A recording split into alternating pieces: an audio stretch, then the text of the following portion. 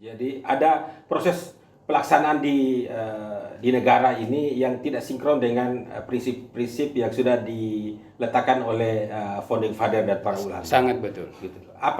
Atau mungkin karena faktor lifestyle atau perkembangan modern dan lain-lain ini sehingga tren hidup masyarakat dan lain-lain itu, atau memang di situ akarnya, Ustaz ya? Ya tentu agak panjang kalau kita Iya. mendiskusikan soal itu, tapi memang intinya karena pengaruh dari ideologi luar ya. Kapitalisme juga termasuk. Kapitalisme sangat jelas. Ya, jadi ideologi liberalisme. Ideologi liberalisme itu kan turunannya dalam politik disebut demokrasi, dan turunannya dalam ekonomi disebut kapitalisme. Itu memang kapitalisme yang berbasis dari ideologi liberalisme dan substansinya adalah materialisme. Ya, inilah memang yang menjadi soal ya, karena ini memang tidak sejalan dengan ya ideologi dasar dari negara kita, Pancasila. Jadi itu memang Seakan-akan itu tidak terbendung, Ustaz. Liberalisme, sekulerisme dan lain-lain seakan belakang-belakang ini semakin menjadi sesuatu momok dan tidak nampak ada kekuatan yang bisa menghalangi tren ini. Iya, karena ini pengaruh globalisasi ya. Nah, itu dia. Jadi dulu dalam diskusi di BPUPK tahun 45 itu para tokoh-tokoh bangsa kita ketika itu jelas menolak ideologi dalam diskusi ya. Kita bisa lihat risalahnya itu. Diskusi di BPUPK itu mereka menolak membuat sebuah ideologi negara ya, atau dasar negara dengan mengambil falsafah barat seperti itu, karena itu bertentangan dengan apa yang hidup di bumi Indonesia. Apakah masalah ini juga jika kita tarik ke konteks Sulawesi Selatan, Indonesia Timur, itu juga terrefleksi dan memang nampak juga? Iya, kita bagian dari Indonesia lah. Betul. Apa yang terjadi di Sulawesi Selatan ya sama saja dengan di daerah lain. Tidak ada kira-kira karakter dan kearifan lokal Sulawesi Selatan yang kira-kira bisa kita munculkan bersama dengan nilai-nilai spiritual keislaman yang bisa menjadi benteng bagi penyebab kemerosotan martabat ini. Ya, sebenarnya sih kalau kita serius ya ke sana ya pasti ada ya. Jadi sama dengan bagaimana interaksi antara ideologi Pancasila dengan ideologi global ya, misalnya liberalisme, sosialisme, demokrasi misalnya ya. Sebenarnya kita tidak dalam posisi menolak demokrasi, apalagi peace dengan Islam, karena antar demokrasi dengan Islam, konsep politik Islam misalnya syuro yang sudah dirumuskan di sila keempat Pancasila itu kan sebenarnya ada titik temu, dan ya kita mestinya ya mengambil titik temu itu dengan baik. Nah, tapi kita kan kemudian tidak menjadikan itu sebagai sebuah interaksi yang baik. Kita sepenuhnya mengambil demokrasi ala Barat. Betul. Bahkan demokrasi di Indonesia hari ini lebih liberal daripada di Barat. Masya Allah. Ya, bahkan lebih liberal daripada neneknya demokrasi yang mengajari kita demokrasi Amerika.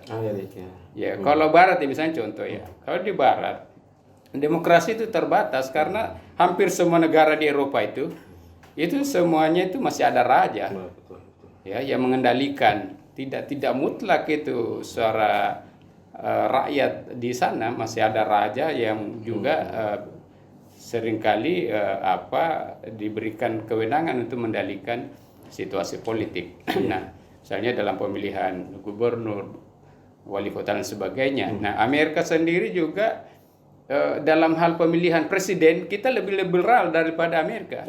Karena di Amerika pemilihan presiden itu namanya electoral college itu bukan one man one vote ya. Dia berbasis kabupaten satu suara itu. Nah, kalau kita kan one man vote lebih liberal daripada Amerika. Jadi kita mengambil demokrasi itu kebablasan. Ya.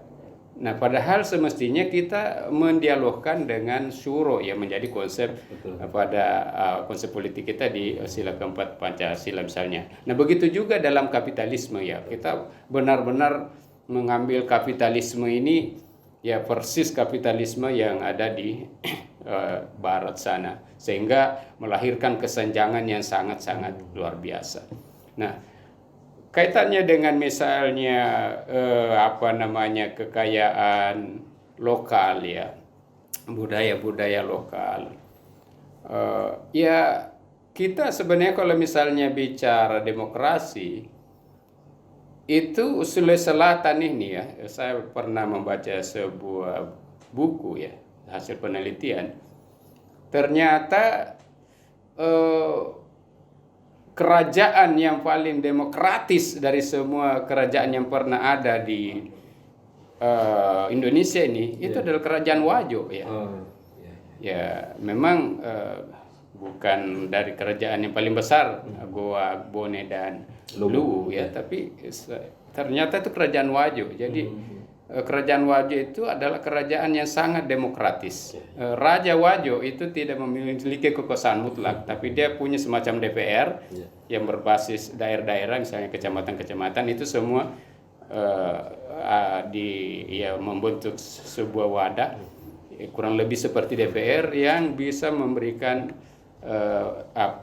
keberimbangan pendapat dan pengawasan kepada raja. Itu sangat luar biasa. Nah, ini kalau muatan lokal seperti ini kita misalnya coba gali, nah ini kan mestinya kita bisa ketemu dengan local wisdom misalnya dalam hal politik, begitu juga apalagi dalam hal budaya dan sebagainya. Bahwa ini semua masalah ini saya katakan menjadi benang kusut saja.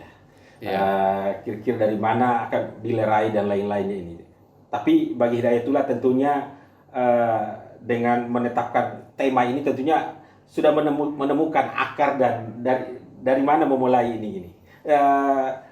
Berarti itu tentunya dari komitmen keumatan ya. Sejauh mana sebenarnya komitmen keumatan dalam melerai kekusutan masalah bangsa dan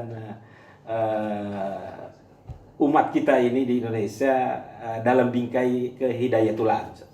Iya, kalau kita kan mainstreamnya adalah pendidikan dan dakwah ya. Tidak ada perbaikan kehidupan tanpa dimulai dari pendidikan. Tidak akan pernah ada sebuah kebaikan yang kita raih dalam hidup ini yang tidak dimulai dari pendidikan. Semuanya harus start dari pendidikan. Semua harus start dari ilmu.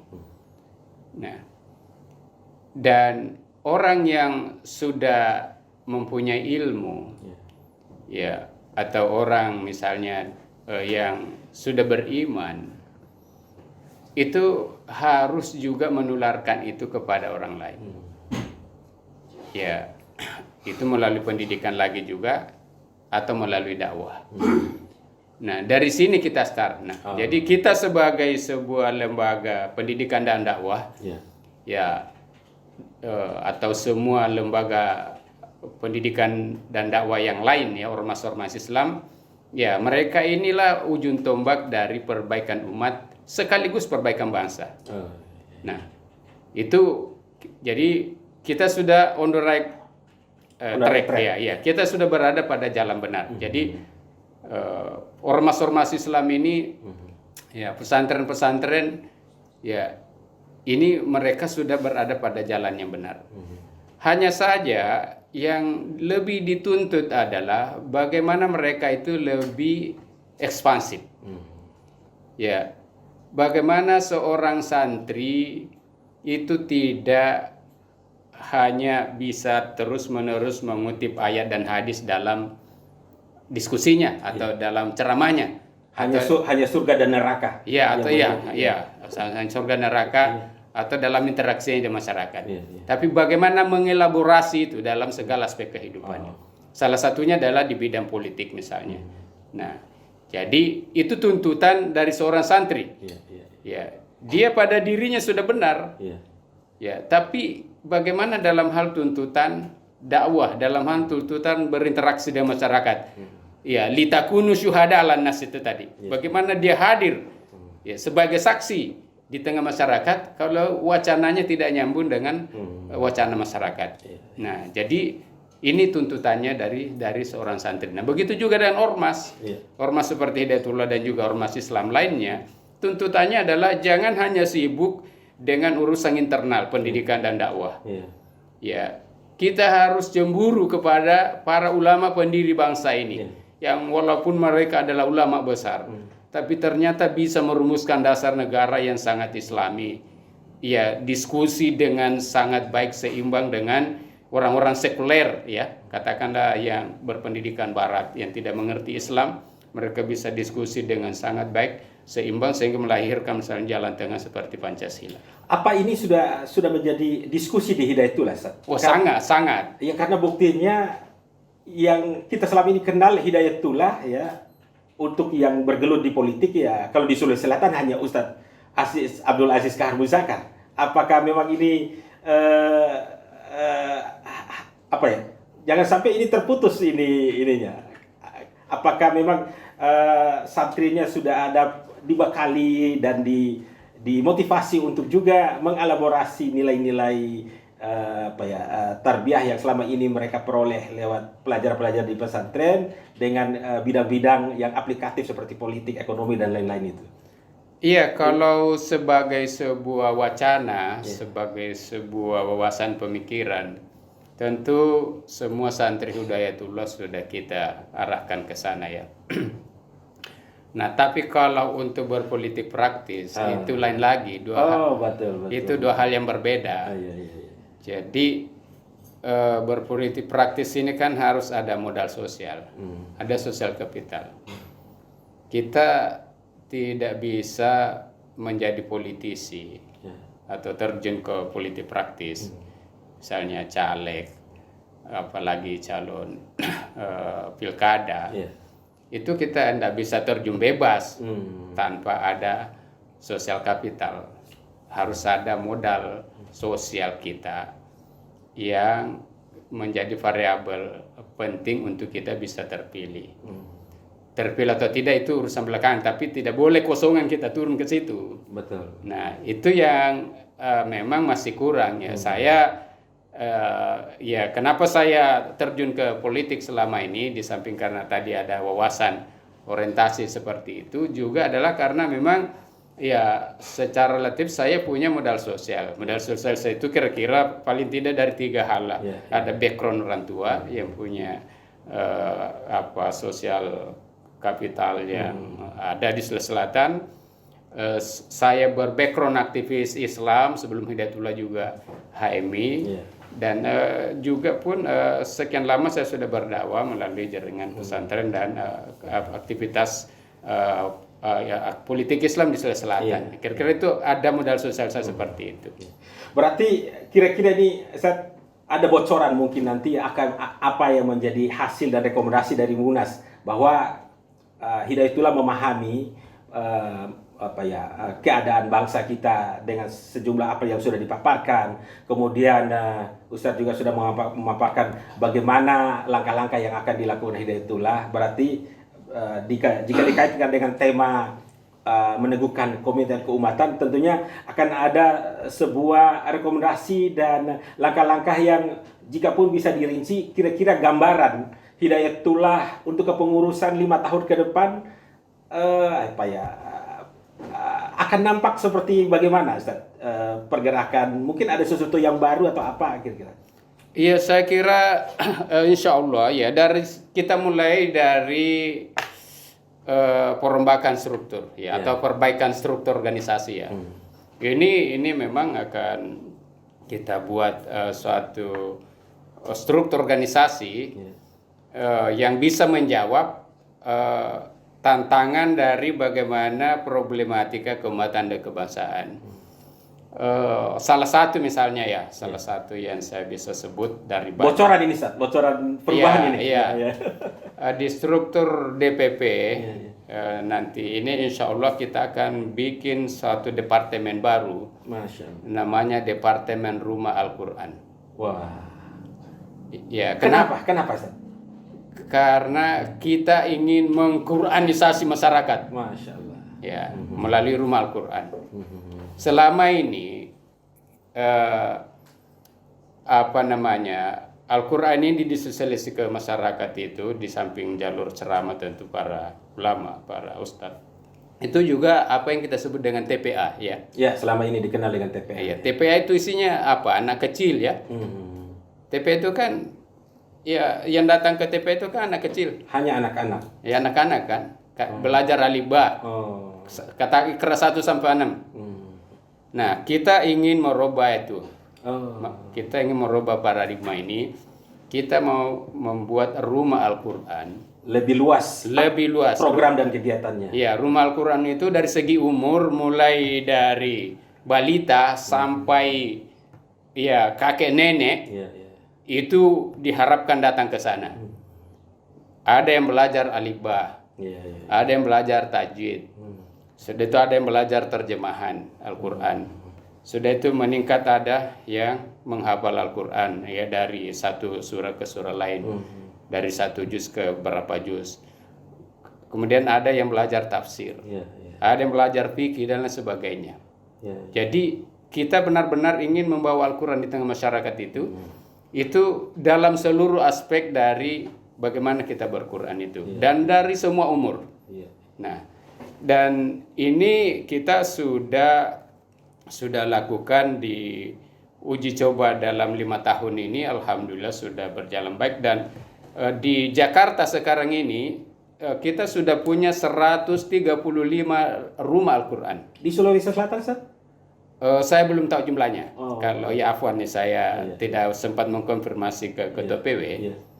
Tapi kita sudah punya di samping sekolah-sekolah kita yang ada selama ini, kata perguruan tinggi dan sebagainya, bahkan kita mempunyai sekolah khusus di Sulawesi Selatan ini. Sekolah dai di Parepare yang programnya itu setahun saja itu untuk menyiapkan SDM pengelola Rumah Al-Quran itu, dan sudah 1 kali wisuda kemarin. Berarti bulan lalu. Menarik ini, Ustaz ya, karena program nasional Hidayatullah untuk Rumah Quran ini rasanya selaras dengan program prioritas pemerintahan Provinsi Sulawesi Selatan yang program One Village One Tahfiz itu. Hanya saja memang belum kelihatan program ini terrealisasi. Berarti ini menjadi peluang ya, Ustaz ya. Oh iya, saya kira. Memang dulu juga ya ini sekadar cerita masa kemarinnya di pilkada ya. Memang kemarin visi misi saya bersama NH itu ya. Kalau di dalam visi misi kita katakan ya, kalau NH Aziz jadi gubernur itu kita akan bikin setiap satu desa 1 rumah Al-Quran. Nah, tapi saya dengar juga pemerintah sekarang kan ada juga komitmen ke sana ya. Nah, kita insya Allah kita akan siap kerjasama ya mendukung itu. Karena kita sudah sangat berpengalaman. Jakarta saja kita dalam 2 tahun terakhir ini kita itu sudah 135 rumah Al-Quran di Berarti Jakarta. 5 tahun ke depan akan makin ekspansif ini. Oh iya, makanya kita bikin sekarang departemennya, nggak tanggung-tanggung. Berarti nanti breakdownnya ke DPW itu akan ada juga. Oh iya pasti, pelaksananya kan DPW. Itu di bidang tarbiyah, Ustaz. Bagaimana di bidang yang lebih umum, ekonomi, politik dan lain-lain, dari hasil Munas ini kira-kira gambarannya akan semua sebenarnya infrastrukturnya kita semua sudah siapkan. Cuma memang untuk bidang ekonomi ya tidak terlalu mudah ya. Tapi sekadar informasi juga. Bocoran kedua ini. Iya. Masya Allah. Bahwa insya Allah sesegera mungkin Hidayatullah akan bahkan sudah punya ya, kita sudah punya sekarang ini marketplace, pasar online, Himol namanya. Iya, iya. Jadi- Aplikasi digital, Ustaz. Iya, jadi Himol ini setara dengan Shopee, Bukalapak dan sebagainya. Oh, iya, iya, iya. Jadi alhamdulillah ada teman dekat kita yang punya e-money. Nah, dengan e-money beliau kita kerjasama dalam 2 hal. Pertama, jasa transaksi di seluruh Yayasan Hidayatullah ini sekolah-sekolah Iya, iya. ini pakai e-money itu. Jadi besok ini semua pembayaran di sekolah-sekolah Hidayatullah pakai itu, kita kerjasama. Iya. Dan yang kedua, beliau meminta kita punya marketplace. Iya. Dan itu kita sudah bikin, tapi kita belum launching. Iya. Jadi besok-besok kita harap masyarakat Islam ini, apalagi yang punya hubungan langsung dengan Hidayatullah, misalnya orang tua murid, itu kalau mau belanja online jangan lagi di Shopee ya. atau Bukalapak ya, di Himol saja. Sudah bisa menggunakan langsung aplikasi sendiri. Iya. Ya, Gitu. Nah ini kita upaya mengantisipasi pasar ya, perkembangan pasar yang online ini. Ini cerita yang seriusnya tadi, Ustaz. Bahwa ini kita coba cerita yang lebih santai, Ustaz, terkait dengan Munas juga, Ustaz. Iya. Bahwa ini kan Munas yang unik dan berbeda yang diselenggarakan oleh Hidayatullah ya. Secara virtual, kemudian malah dengar-dengar saat ini sudah mulai rapat-rapat komisi. Ya, ada sisi menarik atau yang unik, Ustaz, yang bisa menjadi cerita remeh tapi berkesan, Ustaz, terkait dengan Ya persiapan. kira-kira begini. Iya. Kenapa kira-kira Hidayatullah Berani sekali berani Munas di tengah pandemi. di tengah pandemi? Nah, itu dia, Ustaz. Pertama, ya karena kita sebenarnya melakukan secara kombinasi ya. Ada offline-nya, itu pengurus pusat dan PW, tapi pengurus DPD-nya itu online, Iya. dikombinasi. Nah, jadi kita ambil jalan tengah. Tapi mungkin yang paling mendasar itu begini. Iya. Kenapa Hidayatullah ini bisa Munas Iya. di tengah pandemi ini? Karena biasanya Munas-Munas Ormas, apalagi Orpol ya, Iya. pembahasan yang paling rumit itu adalah tata tertib pemilihan ketua umum. Suksesi Suksesi kepemimpinan. itu pembahasan paling rumit. Iya, iya. Itu bisa lempar-lemparan situ. Masya Allah. Dan itu tidak mungkin kita lempar-lemparan kalau di secara online kan. Iya, iya. Tidak bisa ya baku debat habis kalau secara online. Iya, iya. Nah, kita di Hidayatullah kenapa kita bisa online? Iya. Karena pemilihan ketua umum di Hidayatullah ini hanya oleh Majelis Syuro. Oh, iya, iya. Jadi kita melakukan penyerapan aspirasi secara berjenjang dari bawah, DPD, DPW, dan kemudian masuk ke Majelis Syuro. Majelis Syuro kita itu ya jumlahnya sekitar 30 orang. Nah, jadi aspirasinya sudah dilakukan secara berjenjang, tapi pemilihannya kemudian ya inilah Majelis Syuro. Masya. Nah, ini yang offline. Iya. Ini Majelis Syuro-nya offline. Iya. Kan sekitar 30 orang saja. Iya. Nah, jadi kita bisa berdiskusi dengan sangat baik, tidak melanggar PSBB. Iya. Nah, jadi kira-kira di situ jawabannya kenapa Hidayatullah Iya, iya, iya. bisa bermunas di era Covid ini. Karena ormas-ormas lain, misalnya Muhammadiyah NU itu cenderung menunda Ya, pelaksanaan. saya tidak mau menyebut nama ormas Ya, lain, oh, betul. tapi kebanyakan ormas, apalagi Orpol, Iya. itu debat seriusnya adalah tata tertib pemilihan ketua umum. Nah, kita tidak melibatkan seluruh warga untuk memperdebatkan itu. Oh, betul. Hanya melibatkan majelis syuro saja yang hanya sekitar 30 orang saja. Berarti sebenarnya sudah ada di apa ya, keputusan yang di Dewan Syuro ini menetapkan pemimpin baru atau pemimpin yang akan memegang amanah untuk 5 tahun ke depan. Belum, itu rangkaian dari Munas nanti. Oh, Ya, begitu. jadi dia mendahului Munas, ada pertemuan syuro ya. 1-2 hari sebelum Munas ada pertemuan majelis syuro itu. Dia akan menggodok itu. Betul. Karena di kampus utama pun juga istilahnya ada istilah lugasnya untuk Munas ini kita nonton bareng Munas di Jakarta. Iya. Oke, baik Ustaz. Kira-kira apa yang menjadi penyampaian dari Ustaz untuk terkait menyukseskan Munas ini di tingkatan DPW Sulawesi Selatan, Ustaz, bahwa di DPW Sulawesi Selatan juga akan menggelar Munas itu secara virtual di kampus utama Yayasan Al-Bayan. Kira-kira ada hal yang mau disampaikan, Ustaz, untuk menyemarakan ini? Ya, memang seperti yang sudah disinggung tadi ya, di online kita kan di sejumlah titik di seluruh Indonesia. Nah, salah satu titiknya di Makassar ya, kita teman-teman daerah itu kumpul di sini karena ada ya pembahasan secara online ya, bisa mereka terlibat ya. Sekarang misalnya kan sudah berjalan sidang-sidang komisi itu ya. Nah, ya saya kira bagi teman-teman di daerah intinya itu adalah bagaimana spirit ya, kita bermunas ini dengan tema seperti itu, dan bagaimana nanti hasil-hasilnya betul-betul mereka bisa pahami, tapi tentu juga pasca Munas akan banyak dilakukan sosialisasi oleh DPP ya. Jadi insya Allah ya seluruh kader Hidayatullah ini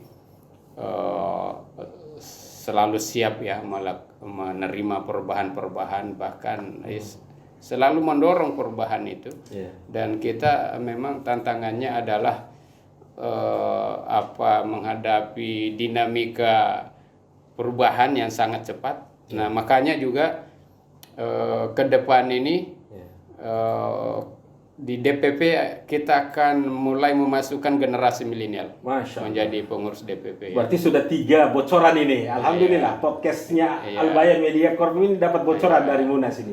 Baik, ini yang terakhir Ustaz. Tadi kita menyinggung juga soal pilkada, Ustaz. Itu sosok Ustaz Aziz itu sesuatu yang menarik jika dan ditunggu-tunggu statementnya, apalagi akan ada pilkada serentak kita terkait mungkin khususnya di pilkada Makassar. Ini ada hal yang bisa disampaikan, Ustaz, terkait dengan pilkada, atau sudah ada pilihan atau arahan atau bagaimana, Ustaz, kalau memang memungkinkan? Ya, ini kalau politik praktis kan selalu tidak terlalu mudah bagi ormas-ormas itu ya. Jadi memang ada dilema ya bagi semua ormas Islam ataukah misalnya para dai. Dilema kita itu di satu sisi kita itu ingin ya pasti ya kita ingin calon-calon yang akan terpilih bupati atau gubernur misalnya yang punya komitmen keislaman. Ya itu pasti semua kita di situ ya. Kita ingin yang betul-betul punya kepedulian kepada ya masalah keumatan ya, keislaman. Tapi sisi lain kita sebagai dai itu juga ingin mengayomi semua calon ya. Artinya bagi kita itu siapapun jadi pejabat, ini adalah orang-orang yang perlu kita dakwahi, tanda petik ya. Perlu kita ajak untuk bicara masalah keumatan dan kebangsaan. Nah, sehingga artinya apa? Kita ya sebenarnya tidak ingin mengambil sebuah sikap ekstrim ya, bahwa kita menjadi tim sukses. Ya sebenarnya rasanya ingin menjadi tim sukses, menjadi kepada calon yang punya komitmen keislaman yang tinggi. Nah, tapi pada sisi lain kan kita sebenarnya tidak juga ingin meninggalkan yang lain. Walaupun dikatakan misalnya keislamannya kurang bagus, tidak juga, karena kita ini kan dai ya. Ingin tetap membawa Islam sebagai rahmatan lil alamin. Ingin mengayomi, tidak ada orang yang kita anggap sebagai orang yang ya keluar dari Islam atau mau membelakangi Islam. Kita tidak menganggap seperti itu. Jadi dilemanya di situ sebenarnya bagi kita ini pesantren atau ormas Islam atau para dai, dilemanya begitu setiap pilkada. Dari pemantauannya Ustadz, kira-kira dari secara umum ini, jika diskalakan angka 1 sampai 10 para calon pemimpin di Sulawesi Selatan dan khusus Makassar, mungkin bisa posisi skala dari angka 1 sampai 10 itu berapa komitmen keumatannya Ustadz? Ya itu sudah ada kajiannya, tapi itu rahasia dapur itu. Baik, terima kasih Ustadz atas kesempatan berdiskusi ringan pada seri podcast terkait untuk menyemarakan Munas kelima Hidayatullah. Insya Allah podcast ini akan dilanjutkan pada seri-seri selanjutnya yang akan menghadirkan sejumlah tokoh baik internal Hidayatullah maupun termasuk mungkin calon pemimpin di Sulawesi Selatan dan Makassar. Insya Allah, terima kasih Ustadz Jazakallah khairan atas kesempatannya. Demikian atas kesempatan pada pagi hari ini kami ucapkan terima kasih sudah menyimak podcast ini. Kita tutup majelis kita dengan doa kafaratul majelis. Subhanakallahumma wa bihamdik asyhadu an la ilaha illa anta astaghfiruka wa atubu ilaik. Wassalamualaikum warahmatullahi wabarakatuh. Waalaikumsalam warahmatullahi wabarakatuh.